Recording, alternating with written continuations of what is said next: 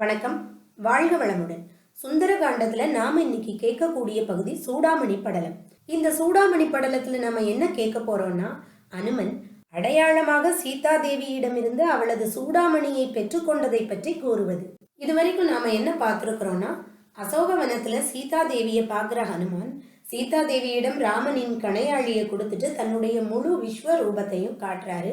அனுமனின் விஸ்வரூபத்தை பார்க்கக்கூடிய சீதையம்மா சின்ன குழந்தை மாதிரி நான் பயந்துட்டேன்னு சொன்ன உடனே அனுமன் தன்னுடைய பழைய உருவுக்கு வாராரு. அதன் பின் சீதா தேவி கேட்கிற எல்லா கேள்விகளுக்கும் பதிலை சொல்லி முடிக்கிறாரு ஹனுமான். கம்பர் ஒரு வரி எழுதுறாரு, ஈரில்லான் ஒன்று இசைப்பான் உணர்ந்தான்ங்கிறாரு. அதாவது முடிவே இல்லாத அனுமான் ஒன்று சொல்ல நினைக்கிறான்னு சொல்றாரு. என்ன சொல்ல நினைச்சிருப்பாரு கேட்டுடலாமா?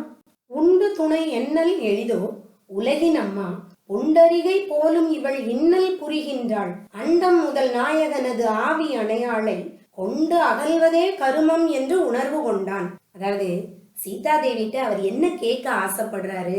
இந்த பூ உலகத்தின் தாய் சீதா தேவி, அவ அசோகவனத்துல அவ்வளோ கஷ்டப்பட்டுட்டு இருக்கிறா. அவளோட கஷ்டத்துக்கு ஈடு இணை சொல்றதுக்கு எதுவுமே இல்லை. இதை கண்கூடா பாக்குறான் ஹனுமன். இப்ப ஹனுமனுக்கு ஒன்னே ஒண்ணுதான் தோணுது, சீதா தேவியை எப்படியாவது இந்த இடத்துல இருந்து கூட்டிட்டு போயிடணும்னு. அததான் சீதா தேவி கிட்ட சொல்லணும்னு ஆசைப்படுறான். ஹனுமன் சீதா தேவி கிட்ட சொல்றாப்ல, கேட்டி அடியேன் உரை முனிந்த அருளன் கேளான் வீட்டீடு மேலவனை வேரல் வினை என்றால் ஈட்டி இனியன் பயன் ராமன் எதிர் நின்னை காட்டி அடி தாழ்வன் இது காண்டி இது காலம்ங்கிறாப்ல. அனுமன் சீதா தேவி கிட்ட அழகா கேட்கிறாப்ல, ஏம்மா நான் ஒன்னு சொல்றேன், நீ கேளு, ஆனா கோபப்படாத. பகைவனான ராவணன் உன்னைய கொன்னுருவேன்னு சொல்லிட்டு போனதை நானே கேட்டேன். அப்படி இருக்கும்போது நான் உன்னைய இங்க விட்டுட்டு நான் ராமர்கிட்ட போய் நான் சீதா தேவி அசோகவனத்துல பார்த்தேன்னு சொல்லி நாங்க எல்லாரும் படையை திரட்டி அங்கே இருந்து இங்கே கிளம்பி வரதுக்குள்ள ராவணன் உன்னைய கொன்னுட்டான்னா நாங்க படையெடுத்து வந்தோ அல்லது ராவணனை வென்றோ என்ன பிரயோஜனம் இருக்க போது சொல்லு?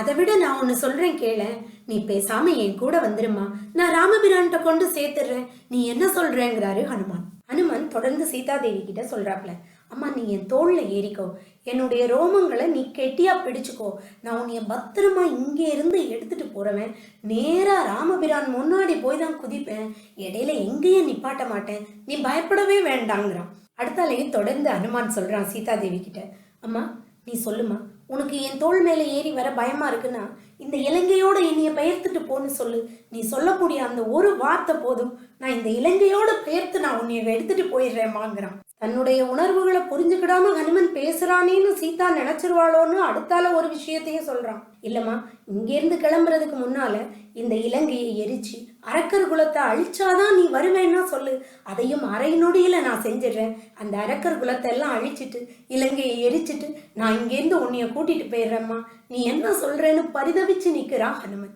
ஹனுமன் வாயிலாக கம்பர் சொல்றாரு, அருந்ததி உரைத்தி அழகற்கு அருகு சென்று உன் மருந்தனைய தேவி நெடுவன் திரை வைப்பில் பெரும் துயரினோடும் ஒரு வீடு பெருகில்லாள் இருந்தன என பகரின் என் அடிமை என்ன?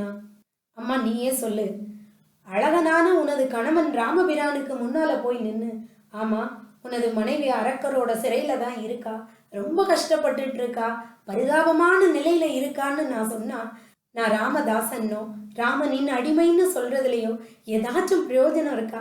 நீயே சொல்லுன்னு தாய் பசுவின் முன் நிக்கக்கூடிய கன்று மாதிரி நிக்கிறாரா ஹனுமன். நீயே இதுக்கு ஒரு வழிய சொல்லுமான்னு ஹனுமன் நிக்கிறாப்ல இல்லையா? இதை கேட்ட உடனே சீதா தேவிக்கு சந்தோஷமா இருக்குது. அதே நேரத்துல அப்படி செல்வது முறை கிடையாதுன்னு ஹனுமன் கிட்ட சொல்லணும். ஆனா அதையும் ஹனுமனை காயப்படுத்தாம சொல்லணுங்கிறதுல சீதா தேவி தெளிவா இருக்காப்ல. சீதா தேவி ஹனுமனை பார்த்து சொல்றா, இப்ப நீ சொன்னது எல்லாமே உனக்கு பெரிய விஷயமே கிடையாதுதான், உன்னுடைய வல்லமைக்கு பொருத்தமானதையே நல்லா ஆலோசிச்சு சொல்லியிருக்க, அதுல எந்த தவறும் இல்லை. ஆனா இது என்னுடைய பெண்மை தன்மைக்கு ஏற்றதில்லைன்னு என்னோட மனசு சொல்லுதுங்கிறான். சரிப்பா, நான் உன் கூட வாரன்னே வச்சுக்கிடுவோம். நீ என்னைய கூட்டிட்டு போற, கடலுக்கு நடுவுல அரக்கர்கள் உன் கூட சண்டை போட்டாங்கன்னா நீ என்ன செய்வ? அவங்க கூட போர் செய்வியா, இல்ல என்னைய காப்பாத்துறதுக்கு முயற்சி பண்ணுவியா? இந்த ரெண்டையும் ஒரே நேரத்துல செய்ய முடியுமா? பயத்துல நான் கடலுக்குள்ள விழுந்துட்டேன்னா தான் என்ன செய்ய முடியுங்கிறான். நீ என்னை எடுத்து செல்ல கூடாதுங்கிறதுக்கு நான் இன்னொரு காரணமும் சொல்றேன். பஞ்சவடியில் நான் தனித்திருந்த போது அரக்கன் ராவணன் என்னிடம் உணவு கேட்டுதான் வந்தான். நான் அவனுக்கு உணவு தான் கொடுத்தேன். ஆனா அந்த அரக்கன் என்ன செஞ்சான்? இறைவனுக்கு படைக்கப்பட்ட பிரசாதத்தை ஒரு நாய் எப்படி தூக்கிட்டு போகுமோ அந்த மாதிரி என்னைய தூக்கிட்டு வந்துட்டான். நீனும் அதே இதை செய்ய போறியான்னு கேட்கிறான். அதாவது ஒருத்தருக்கும் தெரியாம அவன் என்னைய பஞ்சவடியிலேருந்து தூக்கிட்டு வந்தானே, அதே மாதிரி நீயும் என்னைய அசோகவனத்திலிருந்து தூக்கிட்டு போறியான்னு கேட்கிறான். தொடர்ந்து அனுமன் கிட்ட சொல்றா சீதாதேவி, ராமனின் அம்பு மழையில் போர்க்களத்தில் ராவணன் உயிர் விட அவனது கண்களை காகங்கள் கொத்தி திங்குற வரைக்கும் நான் உயிரோட இருக்கேன்னு நான் சொல்லவே மாட்டேங்கிறான். பொன்மலையாகிய இந்த இலங்கை போரில் அரக்கர்களின் எலும்புகளால் நிறைக்கப்பட்டு பெரிய மலையா ஆகலன்னா என்னுடைய கற்பும் நல் ஒழுக்கமும் என்னுடைய குடிப்பிறப்பும் எப்படி நிரூபிக்கப்படும்னு அனுமன் கிட்ட கேட்கிறா சீதாதேவி. அல்லன் மாக்கள் இலங்கையதாகுமோ, எல்லை நீத்த உலகங்கள் யாவும் என் சொல்லினால் சுடுவேன், அது தூயவன் வில்லின் ஆற்றுக்கு மாசென்று வீசினேன்கிறார். அதாவது பிறருக்கு துன்பத்தை கொடுக்கக்கூடிய விலங்குகள் போன்ற அரக்கர்கள் வாழக்கூடிய இந்த இலங்கையை என்னுடைய கோப சொல்லினால் எரித்து விட முடியும்.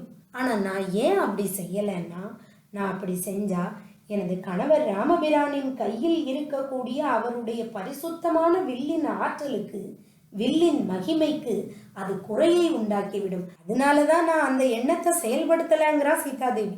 ஐம்புலன்களையும் அடக்கி ஆழக்கூடிய ஹனுமானே, நீ என்னைய தோள்ல வச்சு தூக்கிட்டு போவ, எனக்கு தெரியும் நீ ஐம்புலன்களையும் அடக்கி ஆள்பவன்.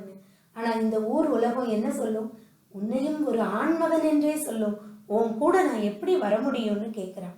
தொடர்ந்து சொல்றான், அன்னைக்கு பஞ்சவடியில் இருந்து ராவணன் என்னை கடத்தி செல்லும் பொழுது கூட என்னை தொட்டு தூக்கி இருந்தானே, ஆனால் அந்த நிமிஷமே நான் உயிரை விட்டிருப்பேன். ஆனா அவன் என்னைய தொட்டு தூக்கல, பஞ்சவடியை தனது 20 கைகளாலும் பெயர்த்து எடுத்து கொண்டு வந்தான். அதனாலதான் நான் இன்னைக்கு வரைக்கும் உயிரோட இருக்கிறேன். ஏன்னா எப்படியாவது எனது ராமன் வந்து என்னை காப்பாத்திடுவான்னு நான் இந்த நிமிஷம் வரைக்கும் நான் நம்பிக்கிட்டு இருக்கேன்னு சொல்றா.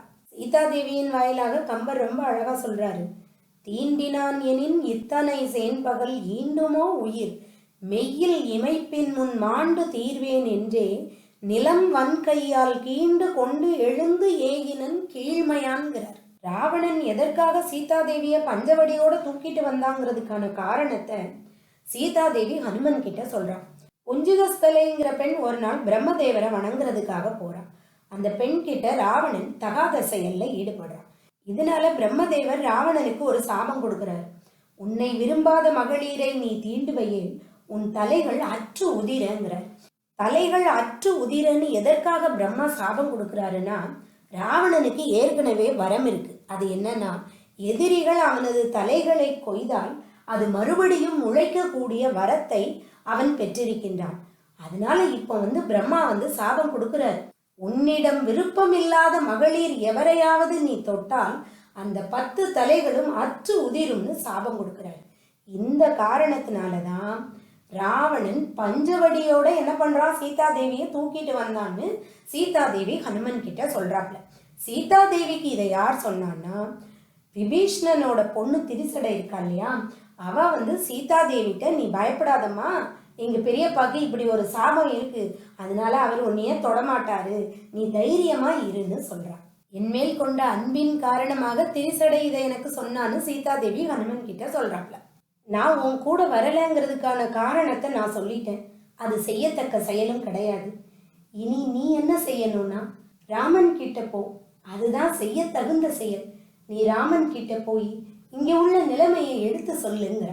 உடனே அனுமன் சீதாதேவி கிட்ட சொல்றாப்ல, இருளும் ஞாலம் ராவணனால் இது தெருளும் நீ இனி சில பகல் இங்குரின் மருளும் மன்னவர்க்கு யான் சொல்லும் வாசகம் அருளுவாய் என்று அடியின் இறைஞ்சினான்.